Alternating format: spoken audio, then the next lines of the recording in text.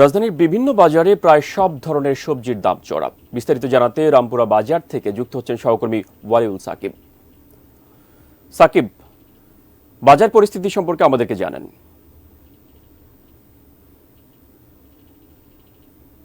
আমি কিছুক্ষণ আগে থেকেও কিন্তু সকাল থেকে কারবাজারে ঘুরেছি, বিভিন্ন সবজির দাম রয়েছে এবং ক্রেতাদের মধ্যে কি প্রতিক্রিয়া সেটি জানার চেষ্টা করছিলাম। তো এই মুহূর্তে আমি আছি রামপুরা বাজারে। তো আমি দেখতে পাচ্ছি যে প্রায় প্রতিটি সবজির দামই কিন্তু 20 টাকা, 30 টাকা, 40 টাকা পর্যন্ত কিছু কিছু সবজির দাম বাড়তি আছে। তবে যেটি বুঝতে পারলাম যে বৃষ্টির প্রভাব সেটি কিন্তু এখনো সেভাবে পড়েনি। বিশেষ করে কারওয়ান বাজারে আমি দেখেছি যে বৃষ্টির তেমন কোনো প্রভাবই পড়েনি। গেল কয়েকদিন ধরেই যে সবজি চড়া দাম ছিল সেটি কিন্তু আমরা দেখেছি, সেই দামে কিন্তু মানুষকে কিনতে হচ্ছে। তবে রামপুরা বাজারে আমি কিছুটা দেখেছি যে সবজির দামে কিছুটা বৃষ্টির প্রভাব পড়েছে।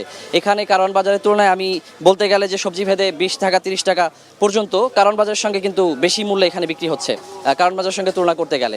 তো আমি যদি কিছুটা দাম বলতে চাই যে করলা কিন্তু 140 টাকায় বিক্রি হচ্ছে, যেটি কিন্তু কয়েকদিন আগেও কিংবা যদি বলি যে গেল সপ্তাহে 120 টাকায় বিক্রি হচ্ছিল। কাঁকরোল 80 টাকা কেজি বিক্রি হচ্ছে, যেটি 70 টাকায় বিক্রি হচ্ছিল।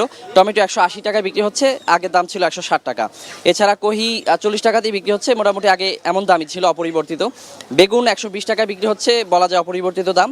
শশা কিন্তু কিছুটা বাড়তি 100 টাকায় বিক্রি হচ্ছে। এছাড়া ঢেঁড়স কিছুটা বাড়তি দামে বিক্রি হচ্ছে 60 টাকায়, কচুমুখী 80 টাকা, পটল 50 টাকা। আর মোটামুটি বলা যায় যে মুরগির বাজারে কিন্তু বেশ ভালো প্রভাব পড়েছে। আমরা জানি যে গেল কয়েকদিন আগে কিন্তু মুরগি কিছুটা দাম কমে এসেছিল, বিশেষ করে ব্রয়লার মুরগি কিন্তু 160 টাকা পর্যন্ত বিক্রি হচ্ছিল কমে গিয়ে, সেটি কিন্তু এখন আবারও 190 টাকায় উঠেছে। এছাড়া সোনালী মুরগি 280 টাকায় বিক্রি হচ্ছিল, এখন কিন্তু 310 টাকায় বিক্রি হচ্ছে। তো মেহেদী, এই ছিল আমার কাছে মোটামুটি বাজারের পরিস্থিতি। আমি পরবর্তী সংবাদে আরও বিস্তারিত আপডেট নিয়ে চলে আসবো।